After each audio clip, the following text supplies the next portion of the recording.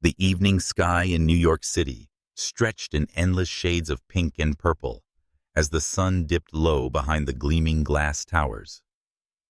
Willow Brown stood on the rooftop of a tall building in Midtown, her fingers gripping the railing as she looked out over the city that had once felt like a dream and was now a relentless challenge.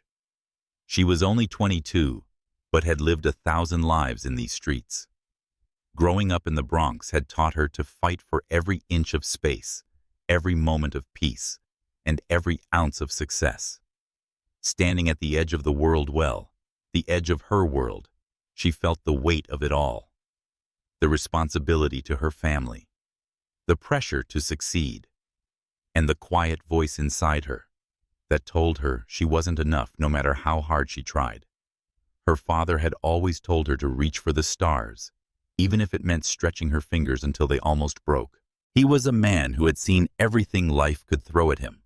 Work at construction sites, endless hours spent sweating to make sure his family survived. But he had always been proud of her. Proud of the girl who found solace in math equations instead of street fights. But tonight, as the city twinkled below her, Willow couldn't help but feel the tension settling in her chest. The National Mathematical Invitational is tomorrow. The competition that could change everything for her. A chance to prove that the world had underestimated the girl from the Bronx. But the weight of the doubts of others and even the quiet ones she held about herself, was almost too much to bear. She wasn't just competing for herself or her father's pride. She was competing to show that brilliance didn't belong to elite schools or affluent neighborhoods. That talent could come from the cracks in the pavement, from places the world had long written off.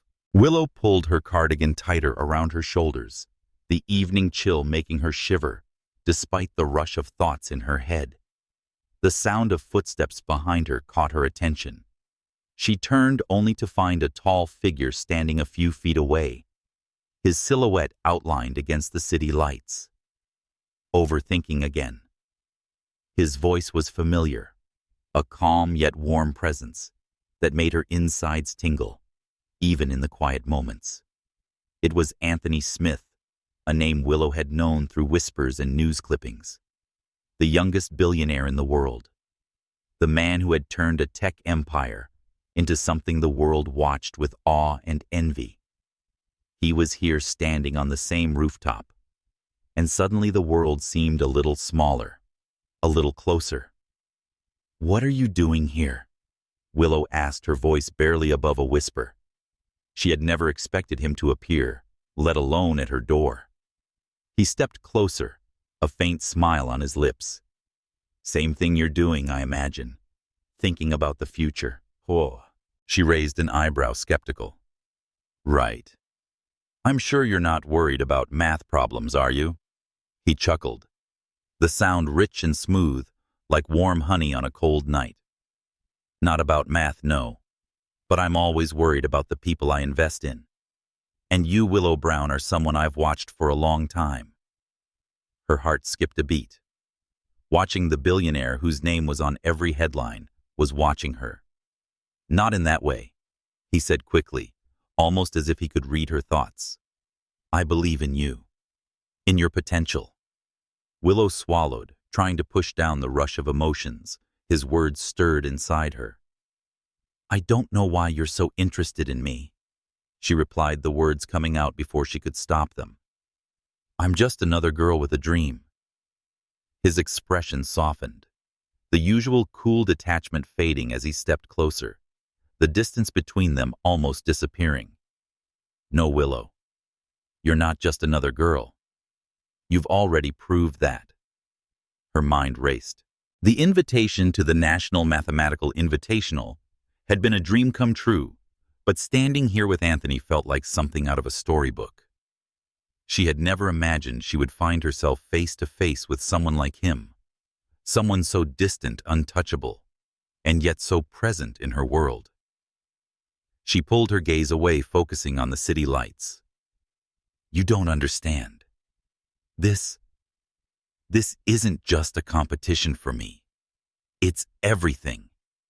It's my chance to prove to everyone, especially to myself, that I can make it." He was quiet for a moment, his gaze never leaving her face. Then softly he asked, "Why does it matter so much?" Willow turned to face him, her heartbeat picking up speed. The wind tugged at her hair, sending a few strands flying around her face, but she didn't care. She needed to answer this and explain herself before her mind ran away with it, because she began slowly, carefully choosing her words. "People like me don't get chances like this. People like me are never expected to succeed. I can't afford to fail." Anthony looked at her, his eyes deep and full of something Willow couldn't place. He wasn't just looking at her with curiosity. Something in his gaze made her feel truly seen for the first time in a long while. "You won't fail," he said softly, and for the first time, Willow believed it. The silence stretched between them, neither moving, caught in the moment's gravity. The city buzzed around them, but on this rooftop, only the two stood at the edge of something much larger than either could understand. Suddenly, Willow felt the weight of his words and the strength behind them. He didn't just believe in her. He saw her perhaps in a way no one else had. "You're right," she said quietly, her voice filled with newfound conviction. "I'm going to make this count. I won't let anyone define me." Anthony's smile returned soft and approving. "That's the spirit." He paused for a moment before speaking again. "But remember, success isn't just about proving others wrong. It's about proving to yourself that you're capable. You can stand on your own, no matter where you come from." Willow absorbed his words like a sponge, the depth of his understanding sinking in. This wasn't just about a competition. It was about what came after and what she did with her opportunities, and the man standing before her. He had a way of making her believe anything was possible. "Thanks, Anthony," she said, her voice sincere. I needed to hear that." He nodded, his gaze steady. "Don't thank me yet. You haven't even started." He stepped back, his posture relaxed, but his eyes still fixed on her. "The competition begins tomorrow, and I know you'll do well. But remember, win or lose, I'm still rooting for you." For a moment, Willow didn't know how to respond. But the silence wasn't uncomfortable. It was as if she were standing on the precipice of something much bigger than the competition itself. "I'll keep that in mind," she replied, feeling a calm wash over her that had eluded her for weeks. "I'm not just going to win. I'm going to show them all." Anthony smiled, his expression unreadable as always. "I believe you, Willow. And when you do, the world will see what I've known." With that, he turned and walked back toward the door, leaving her standing there, her heart still racing, her mind swirling with everything that had just happened. Willow stood there, watching him disappear into the building, and for the first time, she didn't feel so alone in this fight. There was a quiet strength inside her now that she hadn't realized existed until Anthony's words had unlocked it. She had always fought alone, but maybe she didn't have to anymore. As the night deepened, Willow turned back to the city, her heart lighter than it had been in weeks. She had one last chance to prove herself, and this time, she wasn't going to let anyone stop her. The auditorium of the San Francisco Science Center breathed with a tension so thick it could have been carved into the marble columns themselves. The challenge problem glowed on the massive screen above the stage, a labyrinth of symbols twisting and folding into each other as though alive. Professors leaned forward, brows furrowed in disbelief. Students scribbled furiously, then paused, erasing, muttering. No one was making progress. Anthony Smith sat in the reserved row near the front, his tailored suit catching the low amber light spilling through the high windows. 35 years old, and already a legend in the financial and tech worlds, he had built empires with nothing but patterns others failed to notice. Yet tonight, even he felt the stir of something he hadn't in years: intrigue. His gaze rested on the board, but his thoughts wandered. The problem was beautiful in its cruelty. A tangle of combinatorics, probability, and number theory designed not for a solution, but for surrender. He remembered being the boy who refused to surrender, the young prodigy at Harvard, who lived for the moment a problem yielded its secret. That hunger led him to Wall Street, Silicon Valley, and a world where mathematics became profit and equations became currencies.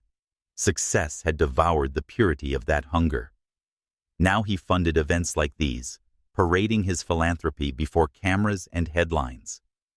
But beneath it all, he still searched for someone that might remind him why numbers had once felt like magic. And then he saw her. At first, she was no more than a shadow at the back of the hall. A young woman in a worn jacket, her braids pulled neatly, but with rebellious curls escaping. She sat apart from the polished rows of students in suits and dresses. Her spiral notebook looked tired. Its edges curled, its cover faded. She didn't fit here. She wasn't on the roster. Anthony had memorized the list, and yet her eyes never left the board. They weren't the eyes of a spectator. They were the eyes of someone listening to a secret language no one else could hear. Whispers rose around the room. Impossible, a trap. No one can solve this. The moderator cleared his throat nervously, preparing to move on. A collective disappointment hovered, the kind of anticlimax that settles like dust. But before the moment could collapse, she stood. It was so unexpected. The sound of her chair scraping against the floor seemed to echo like a gunshot. Heads turned. Students frowned, some with annoyance, others with amusement. Professors blinked in surprise. She began to walk forward, notebook pressed against her chest, her steps steady despite the weight of 100 eyes. The moderator's voice faltered. "Miss, this problem is reserved for, I want one try." Her voice was quiet, but cut through the murmurs like a blade. There was no tremor in it, no hesitation. Laughter bubbled from the back rows. "Who let her in?" Someone whispered loudly. "She's not even supposed to be here." Anthony did not laugh. His body went very still, his gaze sharpening as though the air had narrowed to her silhouette. The moderator hesitated, unsure whether to dismiss her or indulge her. Before he could speak again, she reached the board. Her hand trembled only slightly as she took the marker. She lifted her chin, eyes fixed on the glowing constellation of numbers. Anthony leaned forward, fingers steepled. She didn't hesitate. Her gaze scanned the board once, twice, and then her hand moved. One line, another. A curve of logic, swift and unbroken. In 3 strokes, she circled the final expression. The room fell into a silence so profound it was almost violent. Professors squinted, disbelief etched on their faces. Students craned their necks. The moderator's jaw slackened. Anthony felt his pulse quicken. It had been years since numbers had taken his breath away. But this wasn't about the problem. It was about her. She moved with certainty, as though she hadn't solved, but translated, as though the symbols were speaking, and she had written down what they whispered. "That's the answer," she said softly. Her tone was neither boastful nor timid. It was the voice of someone who had seen the truth and stated it plainly, without apology. One of the professors, skeptical, rushed forward to examine the board. He bent over the lines, muttering. His expression shifted, frown, pause, widening eyes. Slowly, almost reluctantly, his voice broke the silence. "It's correct." Gasps rippled across the hall. Cameras zoomed in. Reporters jolted upright, phones lit with frantic fingers typing messages that would travel faster than sound. Willow Brown stepped back from the board. Her posture was not triumphant, only composed. She placed the marker down, gently murmured a quiet thank you, and returned to her seat. The hall, however, no longer belonged to the invitational. It belonged to her. Anthony's gaze followed her every step. Something inside him shifted. A dormant part of himself stirred awake. He had spent years surrounded by brilliance, but brilliance packaged, rehearsed, commodified. He had just witnessed something else raw, unfiltered, undeniable. Who was she? Who is that? He asked the coordinator at his side. The man adjusted his glasses, flustered. Oh no, one of note. An observer, I think. A student from Detroit. What was her name? He checked a list, squinting. Willow. Willow Brown. The name fell into Anthony's mind like a pebble into still water, sending ripples across his thoughts. Plain, unassuming, almost fragile.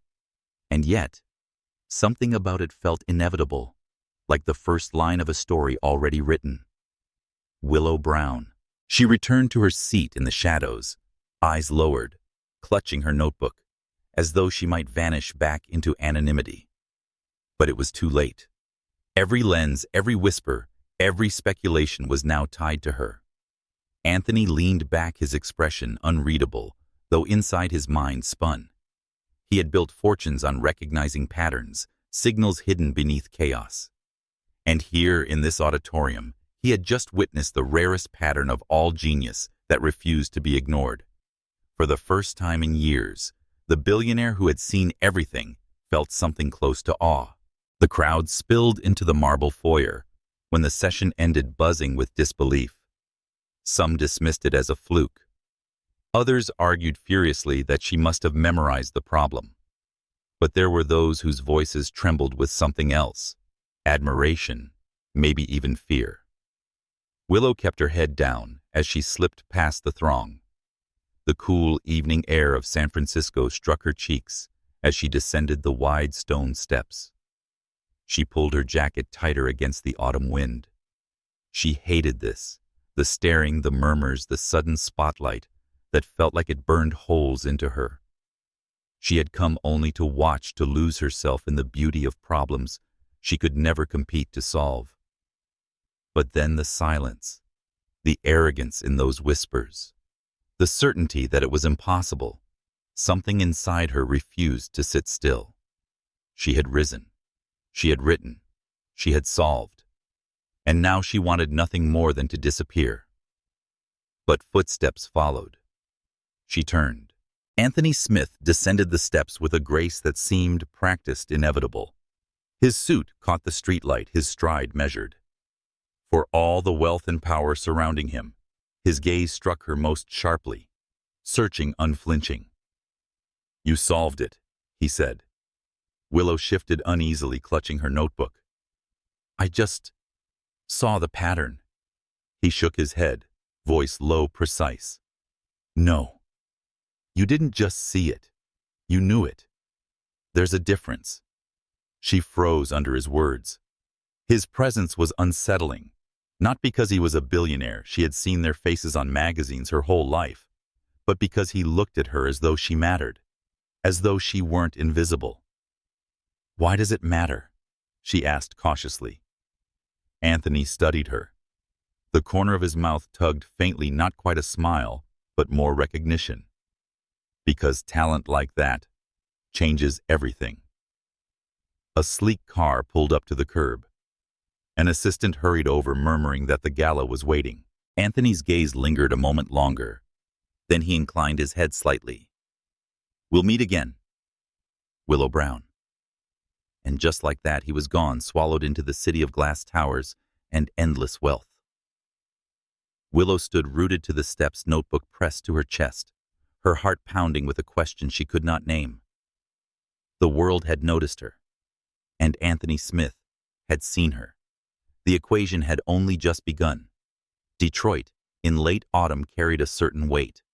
The air was sharp with the tang of steel and exhaust, the streets lined with tired brick buildings whose paint had faded. Evenings came early here, shadows stretching across cracked sidewalks before the clock struck 5. Willow Brown stepped off the bus at the corner of Gratiot Avenue, her spiral notebook pressed to her chest, as though it might anchor her against the biting wind. The lights of downtown shimmered faintly in the distance, But here in her neighborhood, lamps flickered weakly and shop fronts closed early, leaving streets quiet except for the hum of passing cars. She climbed the worn steps of a low-rise apartment building, each groan of the wooden railing echoing like an unwelcome reminder. Inside the hallway smelled faintly of antiseptic and fried onions from a neighbor's kitchen. The walls bore the faded stains of years gone by. Yet this was home. When she opened the door, the familiar sound of her father's cough greeted her. "Willow," he rasped from the recliner in the small living room. His legs still bound in plaster from the accident at the construction site, stretched awkwardly on a stool. Once a man of strength, broad shoulders, hardened by decades of labor, he seemed smaller now, diminished as though each breath cost him something. "You're late," he said, though his tone carried no accusation. "The symposium went longer than expected," Willow answered, setting her bag down. She didn't mention what had happened, that her name, face, and daring had already begun to ripple across feeds and whispers. That for the first time she had stood in a room of power and made it stop, if only for 3 seconds. Her father studied her with weary eyes, brown like hers, but shadowed with years of strain. "You solved something again, didn't you? I can see it in your eyes." She lowered her gaze. "It doesn't matter. How's your leg?" He chuckled faintly, though the sound was hollow. "Still attached. That's blessing enough." Willow forced a smile, though worry twisted in her chest. The bills on the table beside him said otherwise. Hospital invoices, rent overdue notices, utilities threatening disconnection. Each envelope was a weight she carried heavier than any equation she could scribble in her notebook. From the kitchen emerged her younger brother Elijah, clutching a bowl of macaroni and cheese. At 12, he had the same sharp eyes as Willow, but not yet the shadows behind them. "You missed dinner," Elijah said, his voice half a scold, half relief. Then grinning, he added, "But I saved you some."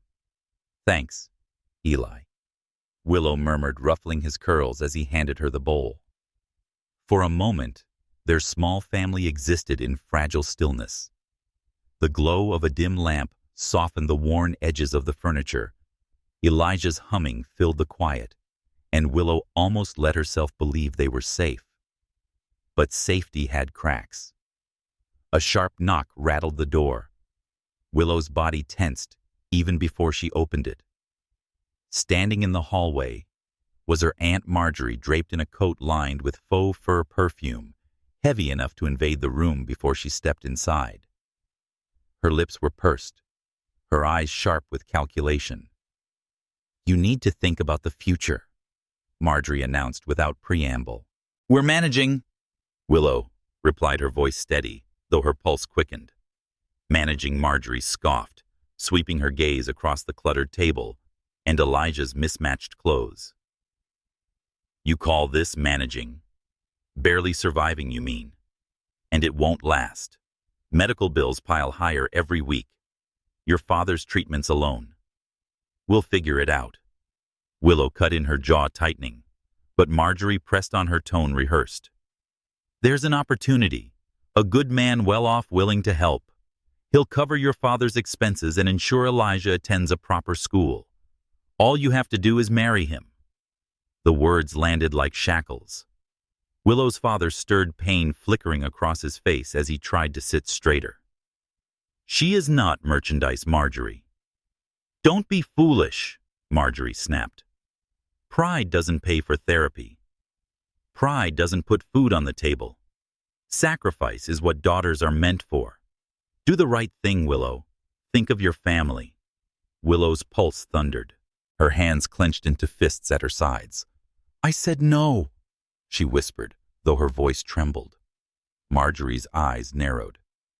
"Stubbornness will ruin you." Her father's voice, sharp despite his frailty, cut through the room. "Leave." For a heartbeat, silence hung thick. Then Marjorie turned, muttering about wasted potential, and swept out her heels, clicking against the worn floorboards. The door shut behind her, leaving an echo louder than the argument itself. Elijah's wide eyes turned to Willow. "You won't really, will you?" Willow knelt, pulling him close. "Never." Her voice, fierce, despite the tears pricking her eyes, steadied him. Her father sighed, leaning back against the recliner. "You carry too much, Willow." She swallowed hard. "Then let me carry it. You had us for so long. Now it's my turn." Later that night, when Elijah had drifted to sleep and her father's breathing had evened into uneasy rest, Willow sat at the small desk wedged beneath the window. The spiral notebook lay open, pages crowded with equations, sketches, fragments of thought. Numbers calmed her. They were loyal, predictable. They obeyed rules and offered solutions when the world gave her none. But tonight, her pen stilled. Her mind replayed the symposium, the silence, the gasps, the stunned disbelief of professors, and the way Anthony Smith had looked at her. Not with ridicule, not with pity, but with something far rarer, recognition. She knew his name. Everyone did, the billionaire who built glass towers and empires of code.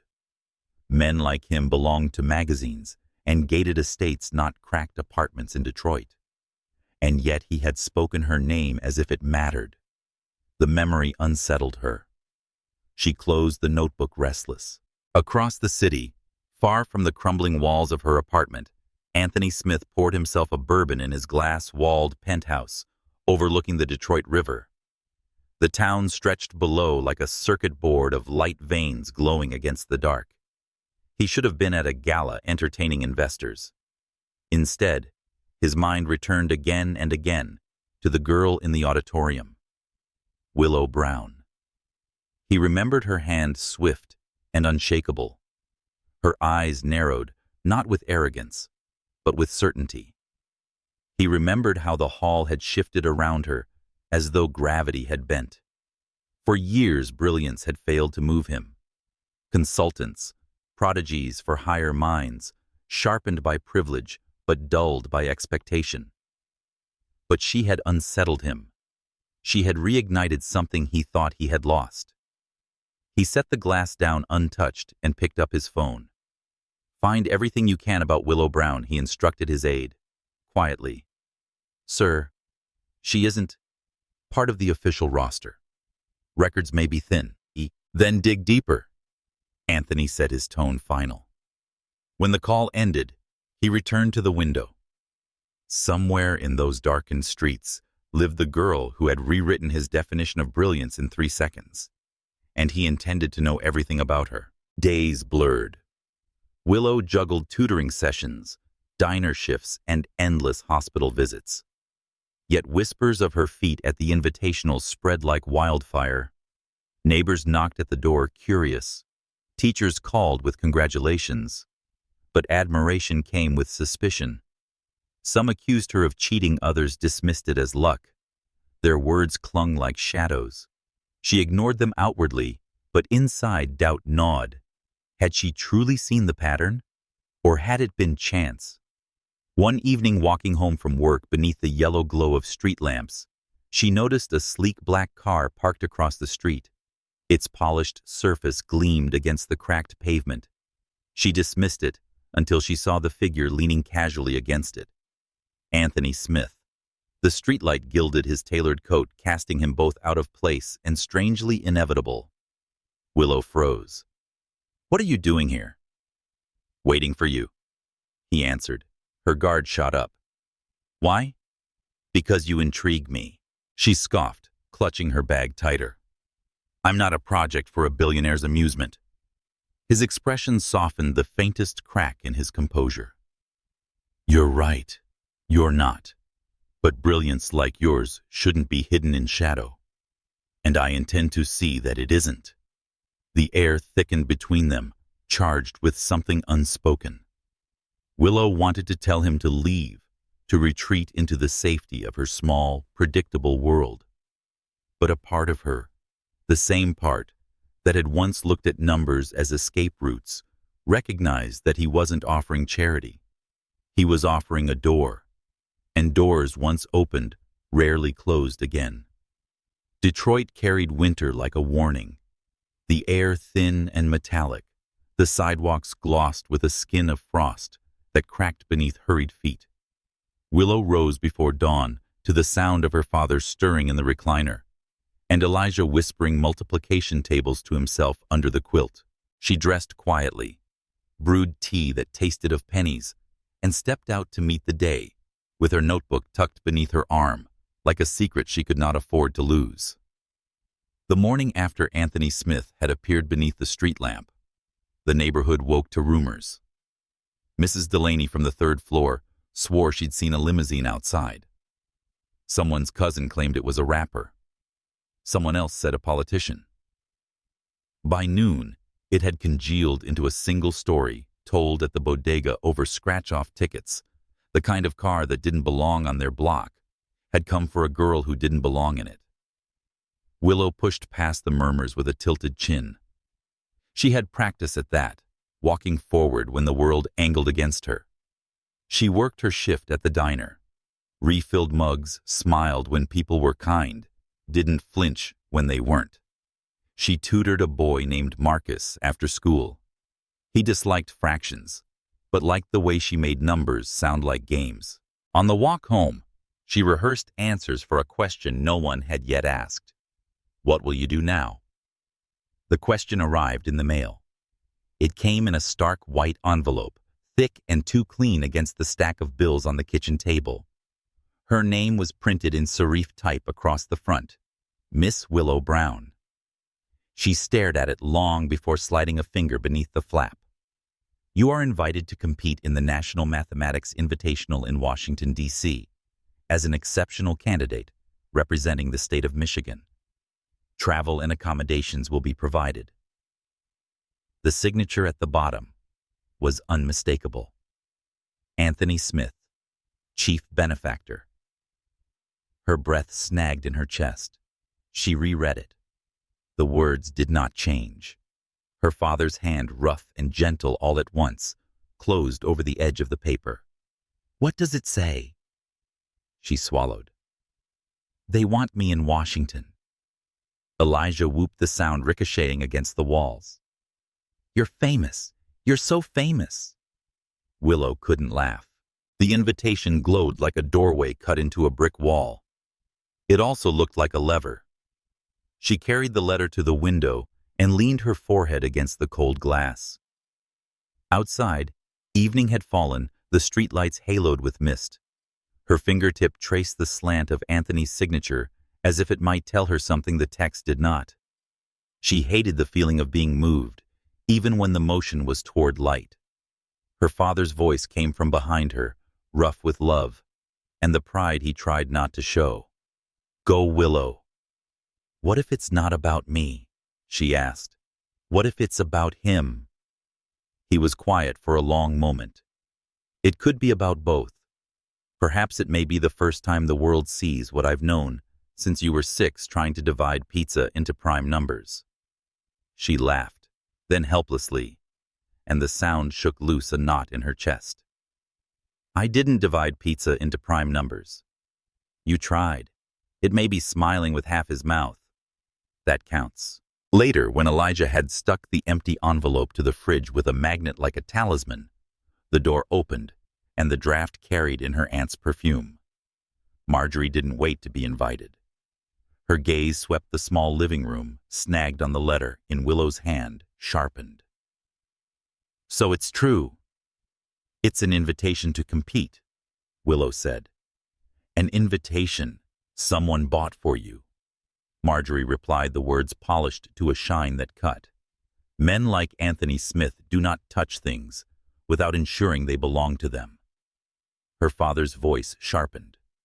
Enough. But the blade had already landed. Marjorie leaned closer, speaking low so Elijah wouldn't hear. Say yes, and you will never again be able to tell where your choice ends and his begins. Say no, and this, she swept a hand toward the bills, becomes your life. Decide which chain fits you better. When she left, the apartment seemed to exhale with relief. Willow pressed the letter flat on the table and stared until the words blurred. The decision was not a coin toss. It was a theorem with too many variables, 100 small fears, and one vast longing. She went to the window again. The glass held her reflection in a way that made her look like someone else, a girl on the cusp of becoming or vanishing. "Go," her father said again, softer now. "Take the part of the world that is yours." She nodded once because the resolve might dissolve into tears if she spoke. Anthony watched the river throw back the city's lights. He thought of a girl who had written 3 lines on a board and moved the axis of his attention. The report on his tablet was thin, age 19. Detroit address. School attendance dotted with absences that made sense if you saw the stack of hospital bills his aide had photographed through a window. No disciplinary record. 2 teachers who used the word gifted and then crossed it out and tried exceptional instead. I tutored neighborhood kids for cash, but there were no invoices, no competition history. He remembered the men who had funded his first company and called him a wunderkind until the day he told them no, and then he was a liability. He remembered the professor who told him the beauty of mathematics could not survive the dirty air of markets, and how he'd choked on the word beauty afterwards for years. "I want a wild card slot," he told the chair of the invitational over a secure line. "There is no wild card slot," the chair said. Polite, precise, the voice of a man who believed rules were doors that only opened inward. "There is," Anthony said, "when I write the check." A pause. Optics, Mr. Smith. "I'm not asking to seat incompetence. Please acknowledge that you almost missed the reason this event exists. You're sure she's genuine? I'm sure she is what you pretend to celebrate." Silence lengthened until it felt like a wire stretched between 2 rooftops. Then, carefully, "We can extend a special candidate invitation. It will be controversial. Truth usually is." Afterwards, his aide fretted about headlines. Anthony watched the river and thought of Willow's eyes on the board, the set of her mouth when she said, "That's the answer," as if truth were something she knew how to touch. He did not think of headlines. He thought of how rare it was to feel surprise, and how easy it would be to crush it. He took a pen and a card and wrote in his narrow, disciplined hand, "You are not here to prove them wrong. You are here to prove yourself right." He sealed it before he could edit it into something safer. The morning of departure came gray and bitter. Willow packed a worn duffel with 2 blouses, 1 skirt, the black slacks she wore to the diner, and a sweater that had belonged to her mother before she left. She hesitated over the shirt and put it back. Her notebook went in, last slid between pages, sleeved in plastic the way other people stored certificates. Elijah buzzed around her like a sparrow. He said solemnly to bring me something from Washington like a pencil that knows calculus. "I'll try," she said, kissing his forehead. A black car idled at the curb, steam ribboning from the exhaust. The driver stepped out and said her name as though it mattered. Her father gripped the handle of his cane and put his other hand on the doorframe to steady himself. And then, because pride was a bone that did not break, he straightened enough to look tall. He folded her into a hug that pressed every year of her life against her ribs. "Make them small," he said into her hair. "I don't think that's how it works," she said, laughing wetly. "Then make yourself as big as you are." She climbed into the car before her face could betray her and watched them grow small in the rear window until the turn took them out of sight. She let herself cry, then, the quiet tooth-aching kind that leaves no trace but a resolve hardened against the edges. Union Station in Washington unfolded like a cathedral of stone and light. The air smelled like metal and coffee and the rush of other people's lives. The driver guided her through a tide of bodies she didn't belong to, and then she was outside again, where another car waited, and a man held a placard with her name. Miss Willow Brown.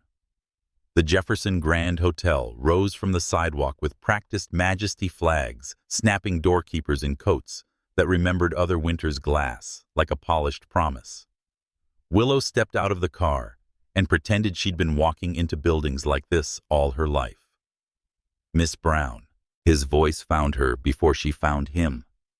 Anthony stood on the front steps, the January light cutting a clean line along his jaw, his coat open as if cold were something other people endured. A clutch of reporters turned in unison, the way birds wheel in the exact moment without colliding. Cameras lifted, questions sharpened. "Mr. Smith, is she your protege?" Someone called. "Is this philanthropy or favoritism? Why her, when there are candidates with years of competition history?" Willow felt her breath go shallow. She hated flashbulbs. Their light felt like an accusation. Anthony lifted a hand not to hush them, but to bend the shape of the moment. "Ms. Brown is here because she is good," he said. His voice carried without strain. "If you doubt her, doubt me. If you doubt me, get in line." The sudden laugh that followed rippled the tension like a stone tossed into a lake. The questions recalibrated turned wary. Someone began to frame a softer query. Anthony was already looking at Willow. He said I opened a door, his tone so low that only she could have heard it. "You choose whether to walk through." "I'm here," she said, which was not agreement and not surrender, but did not try to hide what it was. A decision. Something like approval flickered in his eyes. He slipped an envelope from his coat and pressed it into her hand as discreetly as possible, in front of a half-dozen lenses. For later. Inside the lobby gleamed and smelled faintly of wax and lilies. The concierge said her name, as if he'd practiced it, and the elevator climbed with the hush of expensive machinery. Willow stood in a room larger than the apartment she'd left, the carpet thick enough to swallow footprints, the window framing the city like a moving map. She set her duffel on the bench and, with a feeling like tearing, peeled the envelope open. "You are not here to prove them wrong. You are here to prove yourself right." Her laugh was a small thing that startled her, half joy, half disbelief. She tucked the card into her notebook and sat on the edge of the bed, because the room swayed a little with the magnitude of it all. Out there beyond this upholstered calm, the world had teeth. In here, for the first time, she felt the possibility of being allowed to think without the roof leaking. She opened her notebook and began to write. Not equations. Not yet, but a list. A private taxonomy of fear and hunger. What she owed. What she wanted. What she would refuse. She wrote until the words simplified into the line at the bottom. I will not let them decide what I am. There was a knock at the door. She expected an assistant, a schedule, a debate about optics. When she opened it, Anthony stood on the threshold, a slice of hallway light outlining his shoulder. He held a folder, and the kind of careful expression men wear when walking toward a fire and hoping it is small. I won't stay, he said, and the way he didn't step inside was an answer to a question she hadn't had time to form. He offered the folder. Orientation. Tomorrow they'll test the locks on the cage. You should be ready. She took it. Is that how you see it? A cage. It's how they see it, he said. A structure you should be grateful for. You don't have to be thankful. You have to be excellent. She studied him. Up close, he looked less like a photograph, and more like a man, lines at the corners of his eyes, that work had carved a scar at his temple. You'd miss if you weren't permitted to stand near enough. Why are you doing this? He considered, and then to his credit chose honesty over charm. Because I know what it feels like to be told that what you are is a trick of circumstance. Because I am tired of watching lesser men decide who gets to be extraordinary. Because the smallest smile not for her benefit, but because the truth had amused him. You made me feel something I had not felt in a decade. Surprise. She let the answer sit between them until it stopped ringing. "And what do you expect in return?" "In return," he said, and the words were gentle. "You owe me nothing. Just don't let them tell your story for you." He stepped back. "One more thing. They will say you don't belong. They will be wrong. But I am available if you need to hear it from someone else before you believe it yourself." His mouth tilted as if he'd meant to say something lighter, and decided not to. Then he turned away, and the hallway took him, the way water takes a thrown stone without comment entirely. Willow closed the door and leaned against it, the folder heavy in her hand. She thought of her father's embrace, Elijah's solemn promise to keep the envelope safe. Marjorie's warning, the river of people at Union Station, the reporters like a borrowed storm. She thought of the card in her notebook, how his handwriting leaned as if in motion. She drew the curtains turned on the desk lamp and began reading. The orientation packet smelled like ink and logistics, schedules, rules, names. The special candidate clause would make them skeptical. The sections that underlined integrity as if it were an accusation. She read until the lines blurred. Then she walked to the window and opened a crack enough to let in the winter. The city made its lulling noise. Sirens, a horn in the distance, the hum of a place believed to be the world's axis. She pressed her palm to the cold glass until the chill steadied her. She imagined tomorrow, the room, the faces. Imagined the way doubt would wear a tie and a smile. She pictured the board lighting with questions written to be hard, and wrote the first line of a proof across the fog her breath had made on the pane, just because the gesture pleased her. It evaporated quickly, leaving only the city, and her reflection doubled again.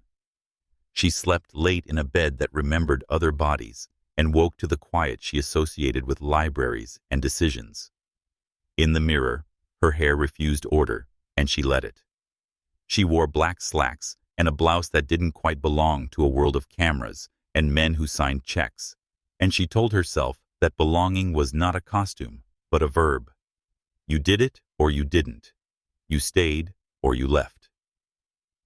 Downstairs, the lobby swelled with the sound of other arrivals' names spoken with deference. Suitcases rolled over carpet that swallowed noise. A girl in a blazer, the color of an expensive lie, glanced at Willow's shoes and then away, dismissing what she didn't recognize.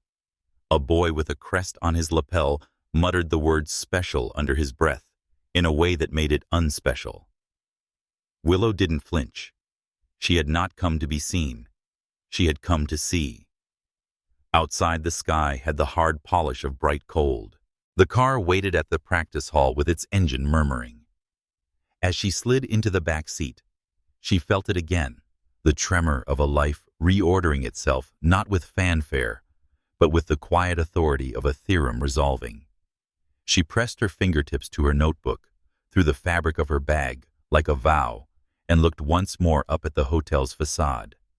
Somewhere inside, a man who had built cathedrals of numbers into companies glanced at his watch and told an assistant to cancel a meeting. Somewhere far away in an apartment that leaned, when the wind did, a boy traced his sister's name on the envelope stuck to the refrigerator and told the air that it would all be fine. Willow faced forward. The car pulled away. The city opened and then kept opening, and for the first time in her life, she felt the difference between being dragged and choosing motion. She had not traded one chain for another. She had walked through the door, and on the other side, she had found not a room but a road.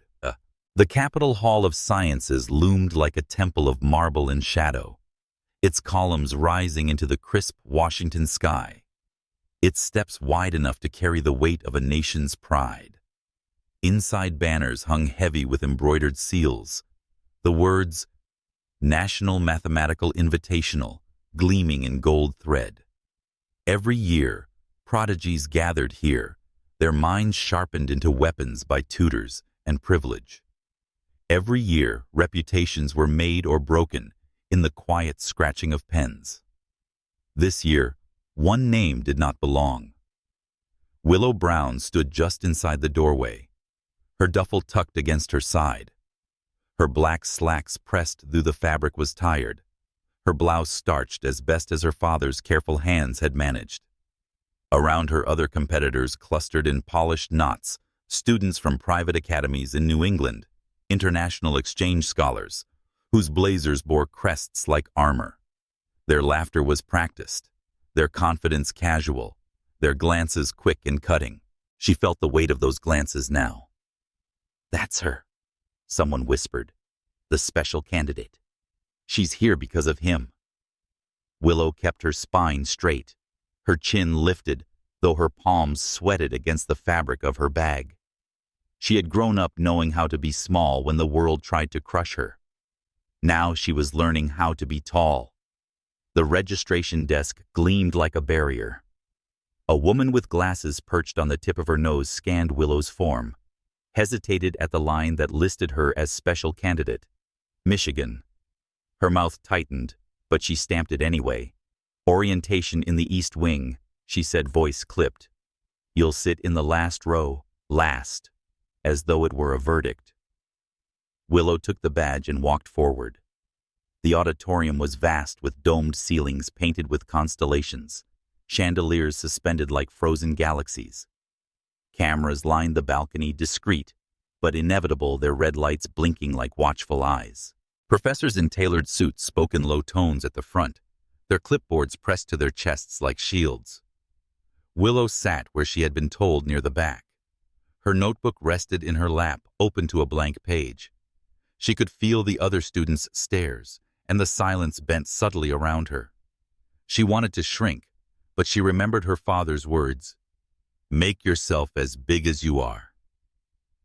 When the master of ceremonies stepped onto the stage, the room stilled. "Ladies and gentlemen," he said, his voice carrying easily, "welcome to the opening session of the Invitational. Today, we reaffirm what makes this nation extraordinary, not wealth, not birth, but brilliance."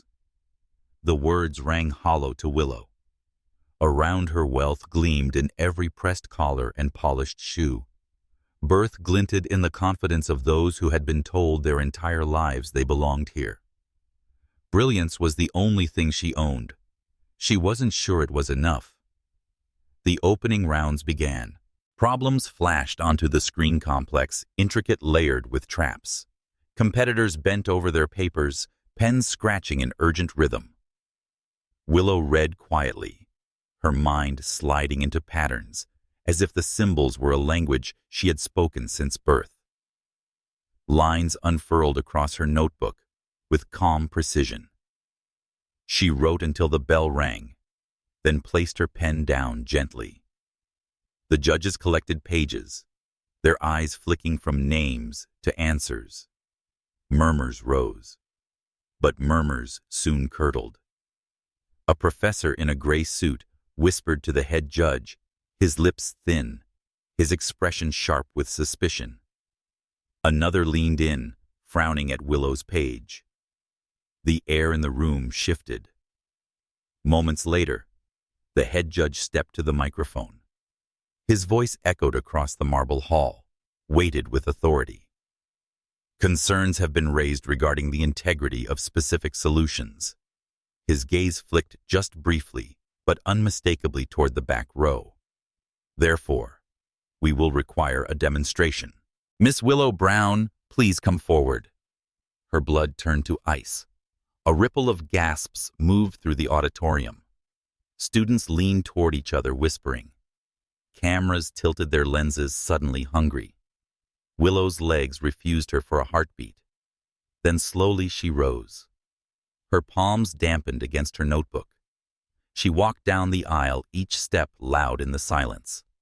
At the front, the head judge gestured toward the massive digital board. "You will solve a problem live before the committee and your peers. If your abilities are genuine, there will be no doubt." It wasn't a request. It was a trial.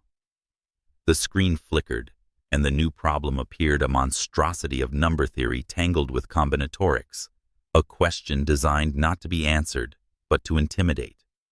Even professors leaned forward, eyes glinting with interest. Willow's chest tightened. Her breath came shallow. This wasn't just mathematics. This was an accusation dressed as an opportunity. The marker felt slick in her hand. She stared at the problem, and doubt screamed louder than numbers for the first time since San Francisco. What if they were right? What if it had been luck? What if she were nothing more than a mistake carried to this stage by Anthony Smith's will? Her grip faltered. Laughter rippled softly from the back rows. Someone muttered, "She's frozen." Her vision blurred. And then she remembered. The card in her notebook written in a steady hand. "You are not here to prove them wrong. You are here to prove yourself right." Her father's voice rough but steady. "Make yourself as big as you are." She inhaled, exhaled. Slowly her hand moved. The first line was hesitant, a bridge thrown across a canyon. Then another firmer. Then, like stars aligning into constellations, the pattern revealed itself. Numbers shifted from chaos into order, each symbol falling into place, as if it had been waiting for her. Her pen flew.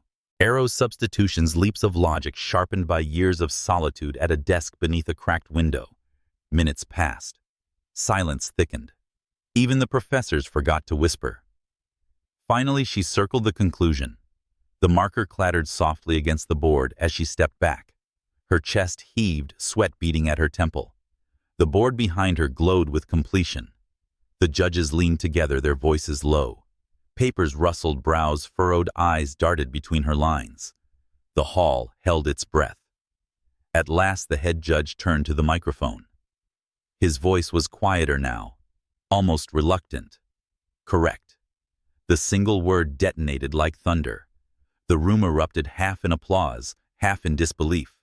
Reporters scribbled, cameras flared. Some students clapped despite themselves. Others folded their arms with tight jaws. Willow trembled, not from fear, but something sharper. The trembling of a violin string struck true. Above on the balcony, Anthony Smith stood with his hands clasped loosely, his expression composed. But in the subtle tightening of his jaw, in the faint gleam of his gaze, Willow saw it pride. Not the pride of possession, not the arrogance of a benefactor, but the fierce recognition of one soul acknowledging another. She lowered her eyes quickly, afraid of what lingered in that look. The moderator cleared his throat, announcing the next stage, but the hall no longer belonged to the invitational. It belonged to the girl who had been told she didn't belong. Willow walked back to her seat, her knees unsteady. The whispers followed her sharp as glass. She must have studied it beforehand. No one does that live. Smith's money buys miracles. But threaded between the doubt were other voices, softer, awed. She's real. She's extraordinary. Willow sat clutching her notebook. She wanted to vanish, to sink back into the shadows. Yet she knew the shadows would never again be hers. When the session ended, she slipped out quickly, her steps echoing through the corridor with portraits of past champions. She pressed her back against the cool stone, closing her eyes. A voice, quiet but steady, reached her. "You silenced them." She turned. Anthony stood at the end of the corridor. His stride measured, his presence inevitable. He stopped before her, the space between them charged. "They'll find something else," she whispered. "They always do." "Then silence them again," he replied, calm, almost gentle, "as many times as it takes." Her throat tightened. "Why do you care? I'm just a girl from Detroit. You don't even know me." His gaze held hers, unwavering. "I know what it means to be underestimated, to be told you don't belong even when the truth is written in your bones. I care because I recognize that refusal in your eyes, the refusal to bend." Something in her chest gave way, a mixture of defiance and something softer, more dangerous. She looked down, afraid of what her eyes might confess if she held his too long. "You're making me into a spectacle," she murmured. "No," he said. "I'm making sure the world sees you as you are." For a moment, silence stretched between them, fragile but charged. Then Willow shook her head, exhaustion settling into her bones. "I can't carry this weight forever." Anthony's hand twitched, as though he might reach for her, but he held back. His voice softened, stripped of its steel. "Then, let me carry what I can. Not your genius that belongs to you alone, but the storms around it. I know how to weather those." Her heart beat painfully against her ribs. She wanted to believe him. She tried to step into the shelter of his words. But trust was a currency she had never been able to afford. Still, as she walked away, her footsteps echoing through the marble hall, his words followed like a thread she could not cut. That night alone in the hotel room, Willow stared at the city lights through the window. She should have felt triumph. Instead, she felt fragile, as though the ground beneath her was still shifting. She opened her notebook. Inside, tucked between the pages, lay the card with his handwriting. She traced the words with her finger until her breath steadied. "You are not here to prove them wrong. You are here to prove yourself right." The storm would come again. She knew it. But for the first time, she believed she could face it. The applause from Washington still clung to Willow's ears days later, echoing like a phantom she could neither silence nor wholly trust. Reporters had called her extraordinary, improbable, miraculous. Others less generous named her suspicious, an invention of Anthony Smith's bottomless fortune. Between headlines that crowned her and whispers that cut her down, she walked a knife's edge of visibility. Back in Detroit, the apartment walls seemed thinner. Neighbors knocked on the door, eager to see the girl whose face had appeared in the paper. Some smiled wide, genuinely proud. Others tilted their heads with envy disguised as admiration. Willow answered them all with the same soft politeness, then shut the door and leaned against it, as though holding back the tide with her own body. At night, when Elijah slept curled beneath a blanket of patched fabric, she sat at her desk under the window, her notebook open but untouched. The city outside hummed with winter quiet, but inside her mind, storms gathered. The joy of solving in front of the judges, of silencing them with nothing but truth, had lasted only a moment. Doubt pressed in again, heavier for having been momentarily banished. Yet beyond the doubts lay something else, an image she couldn't shake. Anthony watching her from the balcony, his eyes lit with something fiercer than curiosity. Recognition, pride, and something else she dared not name. She closed her notebook, restless. The invitation to the gala arrived a week later. It was printed on heavy cardstock, the kind that smelled faintly of ink and old money. The event would be held at the Detroit Conservatory, an evening to honor the city's scientific patrons and its rising stars.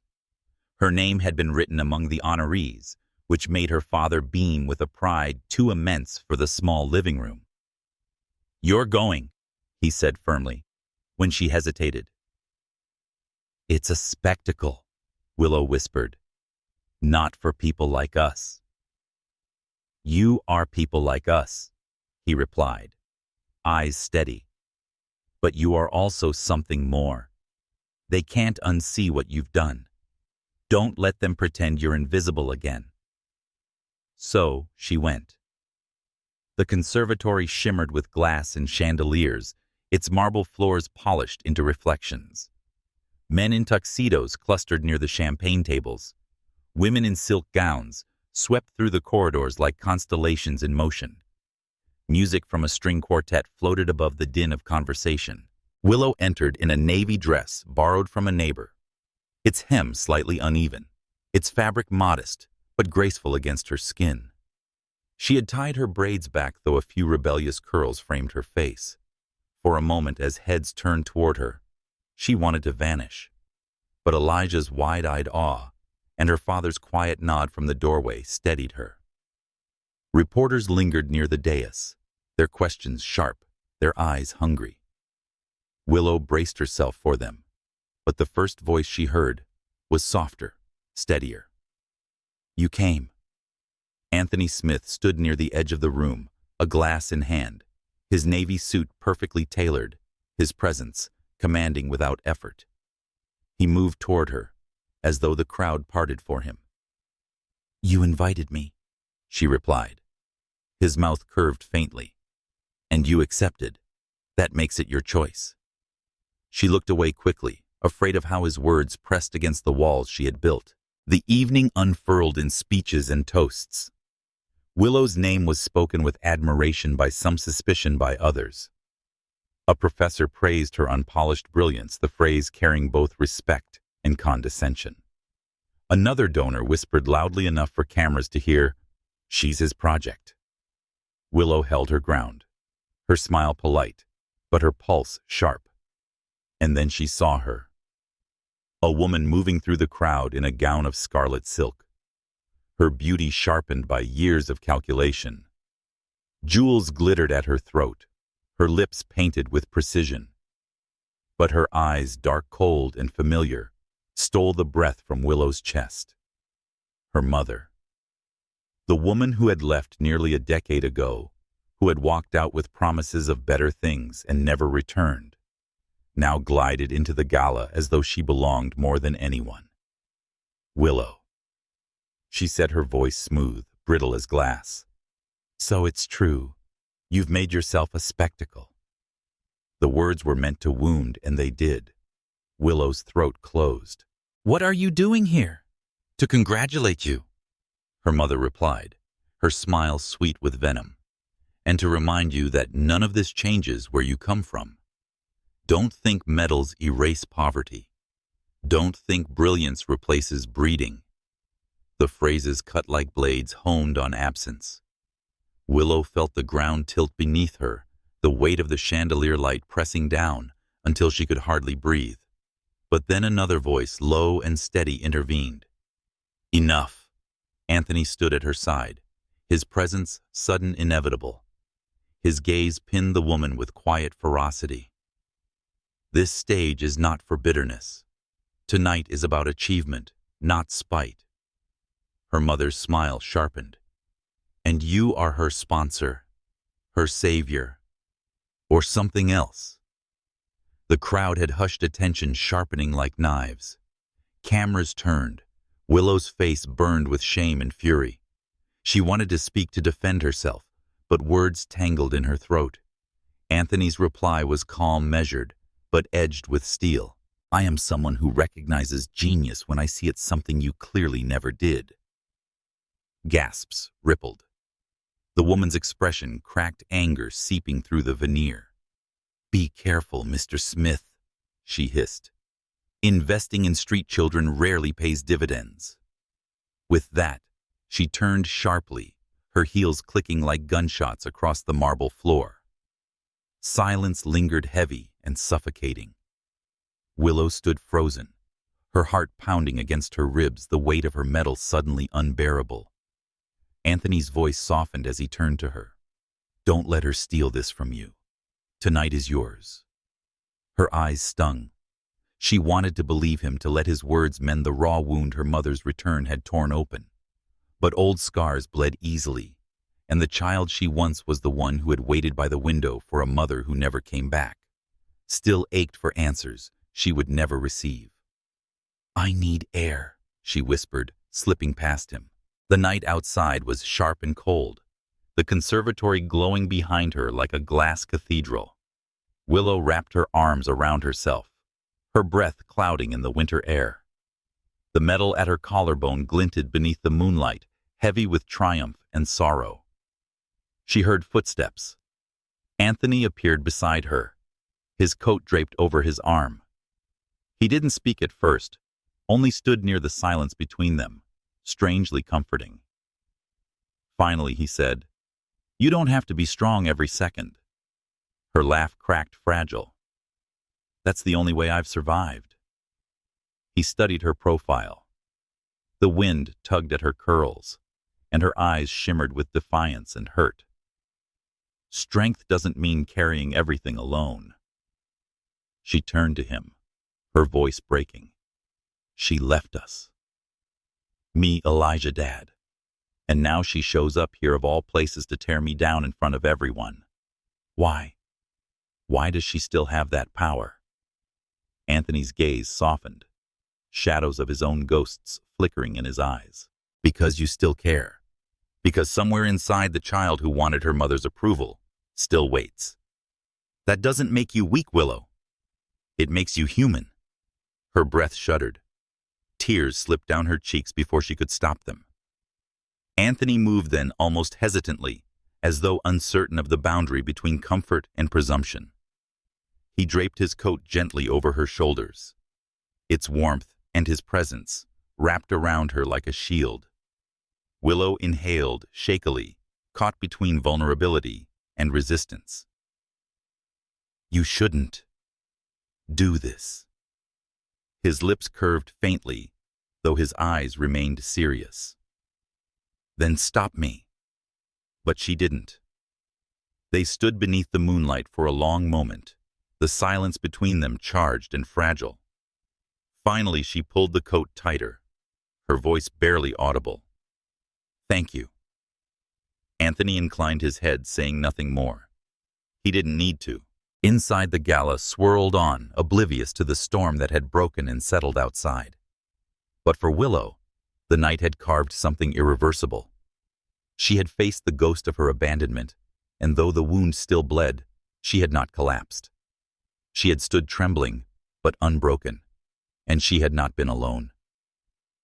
Later, she placed the medal on the nightstand in her hotel room. It gleamed in the dark, a symbol of victory. But what echoed louder than applause, what lingered long after the music faded, was the steady voice of Anthony Smith, cutting through the poison of her mother's words. You are not what she abandoned. You are what you've built despite her. Willow lay awake, staring at the ceiling, her heart aching, but her resolve steadier than ever. She had thought the most significant battles would be waged in numbers and proofs, but she was beginning to learn that the fiercest wars lived inside the heart. And some battles could not be solved alone. Winter had settled into Detroit with a stubborn hand, the streets silvered with frost, the river glinting like a blade beneath the pale sky. Willow Brown woke each morning to the breath of cold slipping through the cracks of their apartment windows, her father's slow recliner movements, and Elijah's muffled laughter as he invented games with the limited pieces life had given them. It might have been enough family bound tight against hardship survival stitched into every day, but the world had already shifted beneath her feet, and soon it would not allow her to remain still. The letter arrived on a Saturday, slid beneath their door by the mail carrier, its envelope heavier than it should have been. Willow tore it open with trembling hands, Elijah peering over her shoulder, her father watching with quiet, contained breath. You are invited to join Team USA at the International Mathematics Olympiad in Paris this summer. Your selection is based on your unparalleled performance at the National Invitational. Willow read it twice before she let herself believe the words. Paris. The international stage. A city she had only glimpsed in photographs. A competition she had never dreamed of touching. Her father smiled, though the lines of pain at his temples deepened. See, even oceans aren't vast enough to hold you back. Elijah clapped his hands, bursting with joy. The Eiffel Tower. Willow croissants every morning. But beneath their excitement, Willow felt the ground sway. For written below the honor was a clause. Each national representative must nominate a teammate, a partner chosen not by committee, but by the champion herself. The words tightened in her chest. She had never trusted easily, never leaned on anyone's strength but her own. To share the battlefield of numbers with another meant vulnerability, dependence. And worse, she already knew the name whispered by the committee. Ethan Ward. Ethan had been the boy from California. His blazer pressed, his arrogance sharpened like a blade. At the invitational, he sneered at her, told her she didn't belong, and spat the word charity like it was her second skin. He was brilliant undeniably, but brilliance edged with disdain.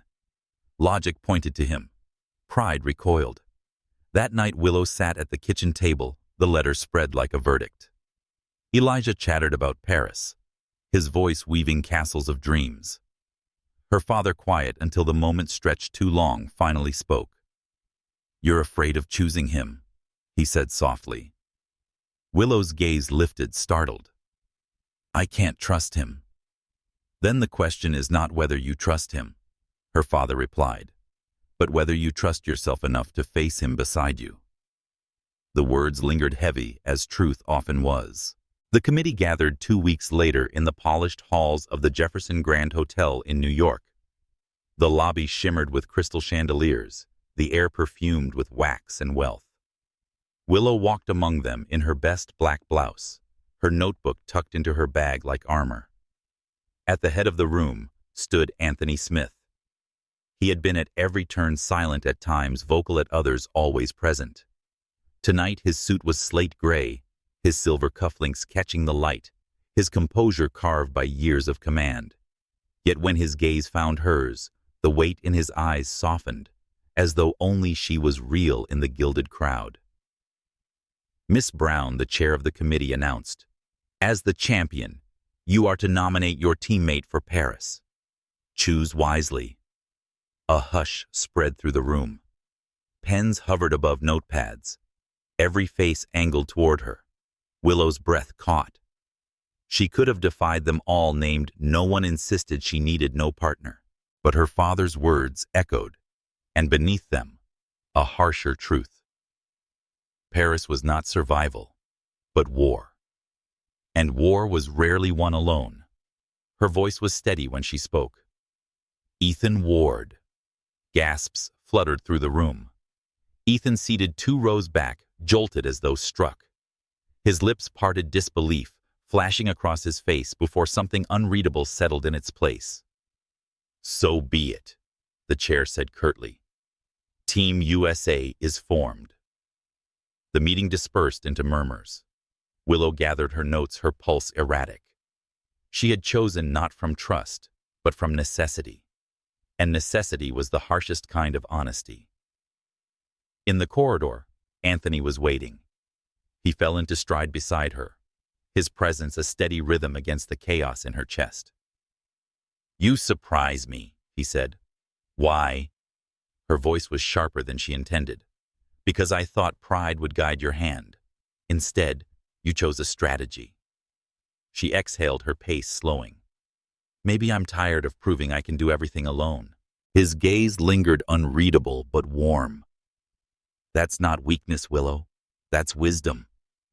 She looked away quickly, afraid of how his words slid past her defenses. Training began the following week. Ethan arrived in New York with his arrogance intact, though tempered now by the undeniable weight of being chosen. Their first meeting in the practice hall was taut as wire. "He said you didn't have to pick me," his tone laced with suspicion. "No," Willow admitted. "But I wanted the best chance to win, and that meant you." For the first time, his bravado faltered. Beneath it, something flickered, respect perhaps, or the fragile beginnings of it. Their training was brutal. Problems layered with traps, puzzles that demanded not just intellect, but trust.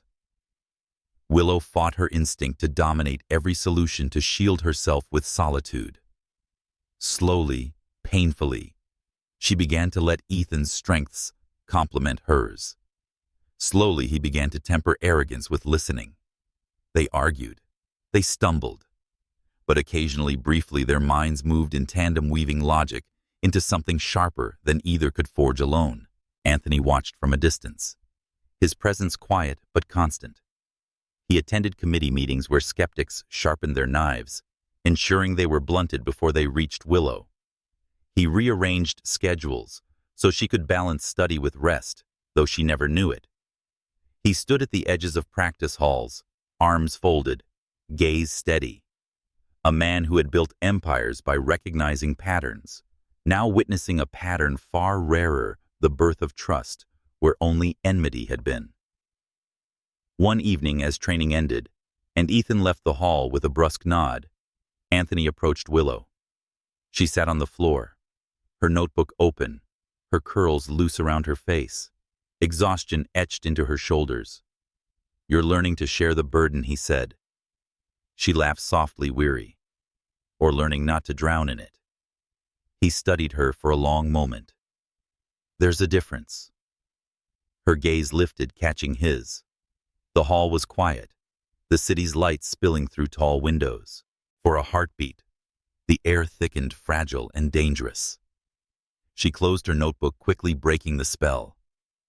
Tomorrow's problems won't solve themselves. Anthony inclined his head, stepping back. Nor will the world's doubts. But remember, mathematics has never been about proving others wrong. It's about proving yourself right.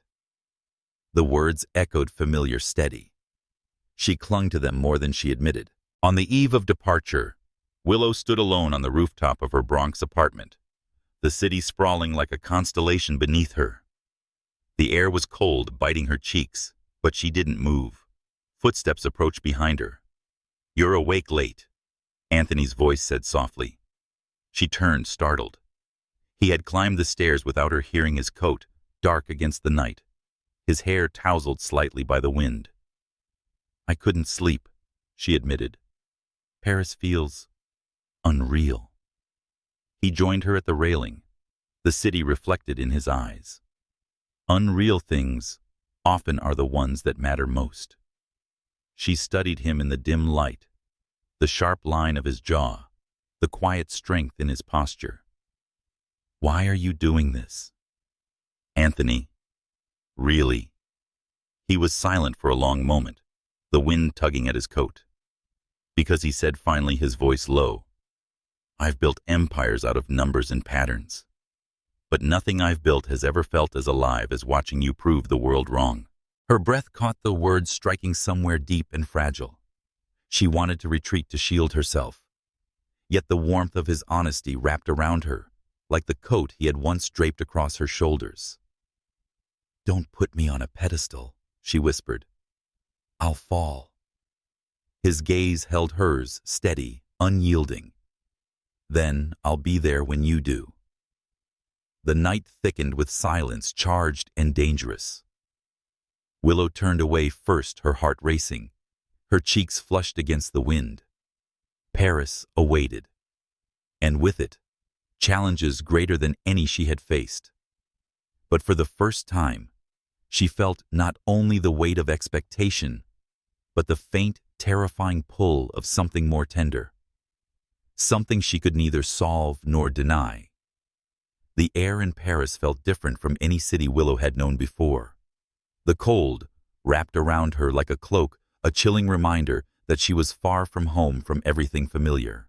The streets were wide and grand, their cobblestones reflecting the ancient majesty of the city that had shaped the world's ideas for centuries. But in those streets, Willow felt small, as though the weight of history pressed down upon her, asking her to prove her worth. The hotel they were staying in was an ornate building near the Seine, its walls covered in frescoes, and its floors polished with the sheen of wealth. Willow stood by the window of her room, staring at the lights that shimmered across the river. The Eiffel Tower stood in the distance, a beacon of the city's romantic allure. But for Willow, Paris was not a place of dreams. It was a battleground, and today she would face its harshest challenge. When they arrived at the competition venue, a modern building made of glass and steel, the atmosphere was nothing like the warm buzz of the gala back in New York. It was colder, quieter. The competitors milled around in their sharp suits, their eyes scanning the room, measuring the others like prey. And with her black dress and braids, Willow felt the weight of their stares. Her presence here was an anomaly. She knew it, and they knew it too. The whispers started almost immediately. Did she really deserve the spot? How did a girl from Detroit make it here? The billionaire's protege, of course. How else? Willow clenched her fists by her sides, the silence thickening around her like a fog. She could feel their skepticism like a physical weight pushing down on her chest. She wasn't just competing for the Olympiad now. She was competing for her very right to stand there. Ethan walked past her, his expression unreadable, though there was something about how his gaze lingered on her that made her wonder what he thought. He said quietly, "Don't let them get to you," as though reading her mind. "Easier said than done," Willow replied, her voice low as she glanced at the groups of competitors gathered in corners, laughing, whispering, casting her glances full of quiet judgment. "They'll see soon enough." "You're not here by accident," he said, his voice more confident than she felt. She didn't respond. She knew the truth. Even if she wasn't an accident, it didn't mean she wasn't a mistake in their eyes. The first round of the competition was just as brutal as she'd feared. The problems were designed to test intellect and break the spirits of those who dared to compete. Willow bent over her notebook, the numbers swirling in her mind like a storm. And yet, as she solved the first problem with ease, a small, painful voice inside reminded her that even brilliance couldn't erase the questions that lingered in the eyes of the others. "Looks like someone's getting the easy problems," one of the competitors sneered. Willow didn't turn around, but she heard the muttered words clearly. Her fingers tightened around her pen, their disbelief heavier than anything she had encountered. Yet she didn't falter. With each equation she solved, the whispers grew quieter. She had learned to drown them out, to focus on the numbers, to let them fill the silence inside her head. Numbers had never lied. They were honest, clean, beautiful in their simplicity. But that wasn't the same for people. When the round ended and the results were announced, she had placed in the top 3. It wasn't the first place she had hoped for, but it was enough. Her competitors may have looked at her as an outsider, but now their eyes were fixed on her with different attention, respectful, wary, uncertain. Later, as she returned to the practice room, Willow caught sight of a familiar figure standing in the shadows. Anthony. He stood by the far wall, arms crossed, his sharp eyes watching her every move. Despite their silence, she felt a strange surge of comfort seeing him there. The tension that had simmered under the surface since their first meeting now felt even more complicated. "Good job," he said quietly, as she walked past him, his voice low enough that no one else would hear. Willow hesitated, her steps faltering just slightly before she continued walking. "Thanks." It was the only word she could manage. The complexity of their relationship, of what he had come to represent to her, seemed almost too much to hold. "You don't need to prove yourself to anyone but yourself," he said, after pausing as if sensing the conflict within her. "I know," she whispered, "but it's hard to ignore when they're all watching. I've been watching my whole life. It's easier to let them see you for who you are without caring about their opinions." Willow nodded through the weight of his words pressed down on her. She didn't know if she could ever be that indifferent, but the idea of standing tall without the weight of judgment crashing down was a comfort she wasn't used to. The next few days passed in a blur of practice and lectures. The pressure mounted with each passing hour as the final round of the competition loomed closer. The other competitors were growing more intense and more focused, their eyes narrowing with a single-minded purpose that sent ripples of fear through Willow. There were moments when the world around her felt too big, too bright, too full of expectations. And then there were moments like tonight when she stood alone by the river, looking out at the sparkling lights of Paris. The cold air nipped at her skin, yet she felt a sense of peace wash over her. She was here. She was in Paris. She had earned this moment. And yet she still wasn't sure she belonged. "I used to stand here and dream about what it would be like," Willow said softly to herself, though she wasn't sure why she was speaking aloud. Anthony appeared beside her, his footsteps barely sounding on the cobblestones. "What did you dream about winning?" she said. "Being seen for what I am not, for where I came from. I used to think that if I could just get here, everything would change." "It will," he said. There was a note of certainty in his voice, as though the words had been tested by years of experience. Willow turned to look at him, studying his profile. "Do you really believe that?" He met her gaze, his eyes soft, but unwavering. "I know it. You have to let them see you for who you are. That's the only thing that matters." She felt a flutter in her chest, something she didn't know how to name, something fragile and warm, just at the edge of understanding. And then Ethan appeared, his expression unreadable as always, but there was something different in how he looked at her now, something less cynical, less dismissive. "You did well today," he said, his voice rough but sincere. "Thanks," Willow replied, surprised by the honesty in his tone. The tension between them was still palpable, but it had shifted. There was a quiet understanding now, a mutual respect forged in the fires of competition. "I know it's not easy." Ethan continued, his gaze flicking toward Anthony briefly before returning to Willow. "But you've earned your place here. Don't let anyone take that away from you." For a moment, it felt as though everything was suspended between them. Expectations, rivalry, respect. And for the first time, Willow believed she could stand on this stage, not just because Anthony had believed in her, but because she had earned it herself. "Let's make it through the last round first," she said, her voice steady with newfound resolve. Ethan nodded. "I'll see you at the final." And as they parted ways, Willow knew the final round wouldn't just be about solving the unsolvable. It would be about finally proving to herself that she could be more than the sum of her fears. And maybe she could learn to trust the City of Lights to show her a little piece of the truth about who she was. Paris, in late spring, had a way of pulling the world into its rhythm, its air thick with the scent of blossoms, its streets alive with tourists, artists, and students alike. However, for Willow Brown, the streets of Paris were as cold as they were beautiful. Their grand architecture was nothing more than a stage where she was forced to prove her worth. The final round of the International Mathematics Olympiad was just hours away. The competitors had been studying, rehearsing, and doubting for weeks. But today, the questions would no longer be theoretical. Today, they would be tested, stretched to their limits, and forced to confront what they were truly made of.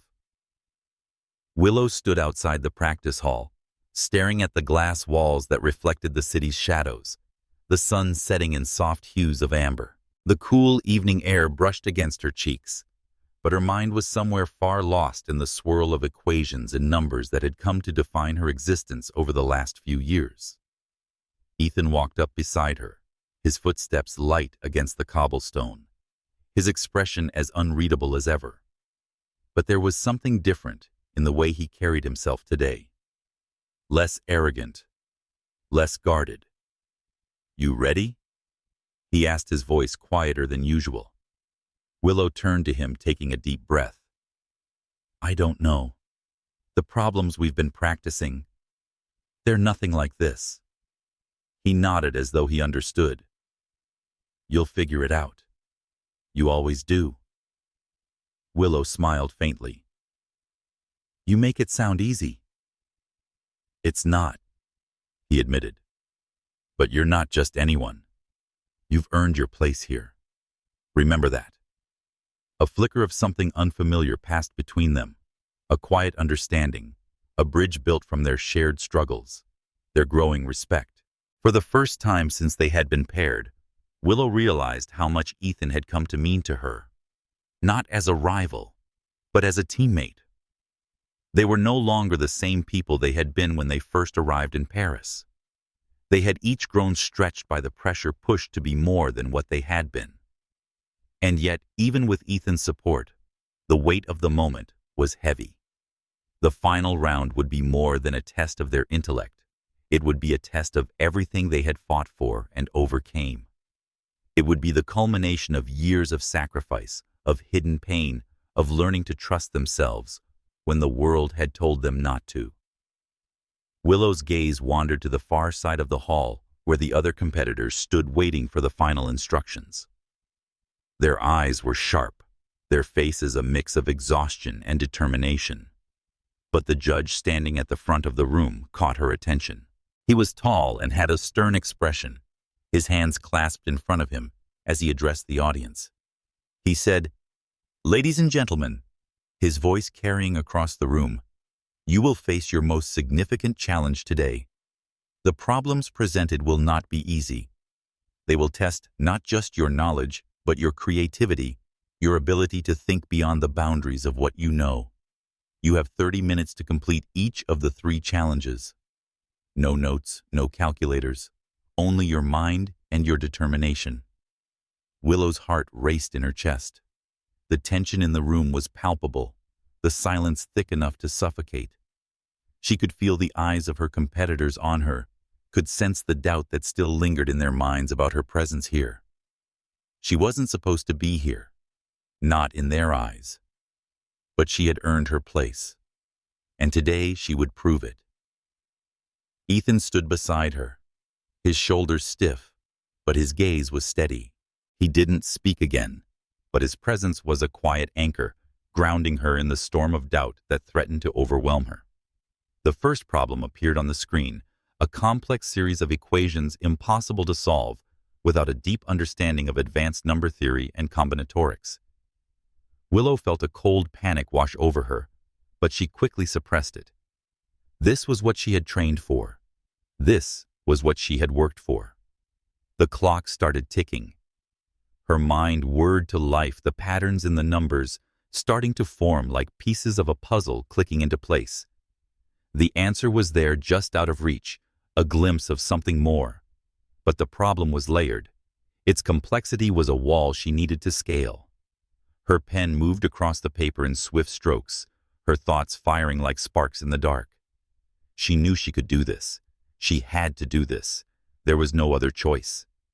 Behind her, the murmur of the other competitors faded into the background.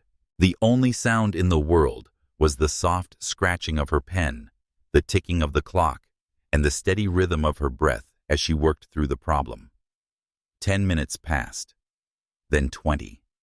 The silence in the room deepened, the weight of expectation pressing on her like a physical force. Willow felt the eyes of the judges, the eyes of the competitors on her. It didn't matter. She couldn't afford to care. The final stroke of her pen completed the equation. Willow set it down with a sense of finality. She stepped back, her pulse hammering in her ears, the answer glaring at her from the page. The first round was over, and she had solved it. The judge walked over to inspect her solution. The other competitors paused, waiting for the verdict. Willow's hands trembled at her sides, but she held her breath, steeling herself for the judgment. The judge studied the equation for a long moment, his brow furrowed in concentration. Then he nodded once, his gaze flicking up to meet hers. "Correct," he said, his voice carrying across the room. The room erupted in hushed whispers. The tension that had clung to the air dissipated, replaced by something else: recognition. Respect. Willow allowed herself a small sigh of relief. It wasn't much, but it was enough. She had done it. She had proven to herself that she belonged here. Ethan looked at her across the room, his eyes gleaming between admiration and surprise. He nodded to her, a silent acknowledgement of her success. And for the first time, Willow realized that they had truly become a team. The second problem was even more difficult, a complex proof that seemed designed to break even the most seasoned minds. Willow sat down again, her thoughts racing, and the challenge ahead of her was clear in her mind. This was what she had trained for. This was what she had been born for. And yet, in the back of her mind, something else lingered, something she couldn't quite place. but that had been growing for weeks. Anthony's presence, always there and always watching, had started to feel like more than just a source of support. She had begun to feel it in the moments when he wasn't around, the quiet pull of his gaze from across the room, the way his words had become an anchor in her storm. Her thoughts were interrupted as the clock ticked down, the pressure mounting with every second. She refocused, pushing the emotions aside. She couldn't afford to be distracted. The second problem took longer, but the pieces came together with each step. The proof unfolded in front of her like a symphony, each line of reasoning building upon the last, until finally the solution was complete. The clock ran out just as she finished, the final seconds slipping away like sand through her fingers. She set her pen down again, her heart racing. The room was silent as the judges approached her paper. One of them leaned in, scanning her solution. The seconds stretched, but in the end there was no question. "Correct," the judge said, his voice quiet but clear. A rush of relief swept over Willow, but a wave of exhaustion quickly followed it. One to go. The final problem was a monster. The others had faltered, the murmur of uncertainty rippling through the room. Willow was tired, her mind stretched thin, but she didn't stop. She couldn't stop. This was the moment she had worked for, the moment that would define everything she had fought for. The clock was ticking, and she was ready. The final round had ended. The world around Willow seemed to still, each ticking second stretching out like an eternity. The judges announced the solutions one by one, and the air inside the grand hall was thick with tension that only came when every mind was pushed to its absolute limit. Willow's heart beat loudly in her chest, but she refused to show the uncertainty that coiled inside her. The problem she had solved in those final minutes had felt like more than just a test of her intellect. It was a test of everything she had worked for, everything she had become. Her father's face flashed before her eyes, his quiet pride, his belief in her. Elijah's excited voice told her how proud he was. But now, as she stood before the stage, her eyes scanning the room full of faces she had once thought she'd never see, on equal footing, a quiet voice inside her kept asking, what if it wasn't enough? She stood beside Ethan, the last of the competitors, waiting for the announcement. The results would come soon. The room buzzed with anticipation, the whispering crowd full of excitement and doubt. Willow could feel the tension in her shoulders. She couldn't help it. She had worked hard and poured every ounce of herself into this moment, yet she was still unsure if the world would accept her in the face of everything. Would they see her for who she truly was, or would they always doubt her worth? "You did your best," Ethan said, as if sensing the storm raging inside her. His words were simple, but surprisingly comforting. "No one can take that away from you." Willow looked at him, his face betraying nothing, as if he had already made peace with whatever would happen next. It was strange, she thought. A few months ago he had been her rival, someone she couldn't stand. Now there was a bond between them, fragile yet undeniable. They had pushed each other not just in mathematics, but in life. The lights dimmed and the audience quieted. The head judge, a tall man with salt and pepper hair, stepped to the podium. His stern features softened as he began speaking, the weight of the moment reflected in his voice. "Ladies and gentlemen," he began, his voice echoing through the hall. "Today, we have witnessed some of the brightest young minds the world has to offer. The solutions provided today have challenged our understanding of mathematics and shown us the courage it takes to confront the impossible. Now, after much deliberation, we are ready to announce the results." Willow's stomach clenched. She could feel the room hold its breath, waiting for the words determining the future. Ethan squeezed her shoulder, his usual arrogance replaced by something softer. "Whatever happens, you've already won," he murmured. Willow smiled faintly, but inside her heart was pounding. She hadn't come this far, only to stand in the shadow of doubt. She had come to prove to herself that she belonged here. The head judge continued. In third place, representing the United States, is Ethan Ward. Ethan's eyes flicked toward Willow, his face unreadable, but there was a hint of satisfaction there. He had placed highly a feat in and of itself, but Willow felt a pang of something else relief. Ethan had earned his place, but so had she. This was their moment. But then the judge's voice rose again with more gravity. In second place, we have Willow Brown. The words fell like a weight in the air, and time seemed to halt momentarily. Willow's breath caught in her throat. Second place. She hadn't expected it, not with the intensity of the competition, or the odds stacked against her. Yet there it was. She had done it. The applause from the audience was deafening. The room erupted with cheers, but Willow couldn't hear it. She stood frozen for a moment, the shock of the announcement leaving her speechless. Second place. She was one step away from the ultimate prize, yet it felt like she had won everything. Her thoughts were interrupted by the soft voice beside her. You did it, Ethan said, his voice full of something that resembled admiration. You really did it. Willow nodded, though her hands were trembling. She stepped forward when her name was called, the crowd parting before her as she approached the stage. And then as she reached for the podium, she saw him. Anthony Smith. Standing at the back of the room, his eyes fixed on her, watching her every move. He was there. His presence was like a quiet force pulling her in. The moment felt suspended in time, the applause around her fading to a distant hum. Anthony's gaze softened as she met his eyes, and in that moment, all the fear and doubt she had carried melted away. She had done it. She had made it here, not because of anyone else's power, but because of her own. The medal felt heavier around her neck than she had imagined. It wasn't just the weight of the gold, it was the weight of every person who had doubted her, every obstacle that had tried to hold her back. But now, standing on this stage, the truth was clear. She belonged here. The ceremony continued, but Willow's thoughts were elsewhere. She didn't care about the cameras flashing or the reporters asking their questions. She was searching for something else, someone else. She found him.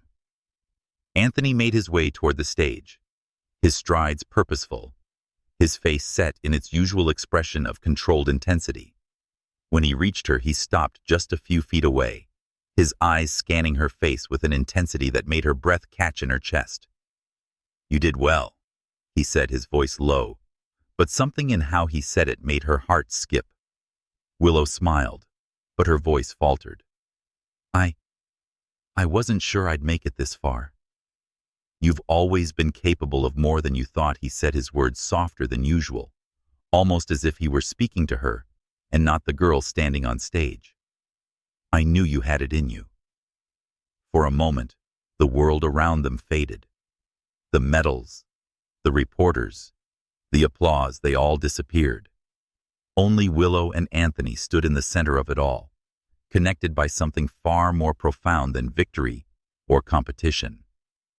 Thank you, she whispered, her voice barely audible, but it carried the weight of everything she had wanted to say. Anthony stepped closer, his presence grounding her in a way no one else could. You earned it. Don't ever forget that. Her eyes locked with his, the distance between them suddenly feeling impossibly vast and close. She felt the unspoken words, the things neither of them had said, hanging in the air like an invisible thread between them. But the moment was fleeting. The room was starting to come back to life, the reporters circling again, the world pushing them forward into roles they weren't ready for. Anthony's hand lingered by his side, but didn't reach for her. Instead, he gave her one last look, a look that was full of unspoken understanding. And then, as the crowd applauded, he stepped back, melting into the room's shadows. Willow stood on the stage, her heart racing, her body still trembling from the moment's intensity. She had done it. And for the first time, she felt as though she had truly arrived. The crowd's applause faded into the background as Willow realized something she had known but had never truly understood. This was just the beginning. Her journey wasn't defined by medals, by praise, or by the doubts of others. It was characterized by her belief in herself and the quiet certainty that she had earned her place in the world. And as she returned to her seat, her medal heavy against her chest, she realized this wasn't the end. It was just another step in the journey. A journey that she would walk not alone, but with the courage to face whatever came next. If Willow's journey has sparked something in you, don't forget to hit like and share your thoughts in the comments below. I'd love to know how you feel about her journey so far.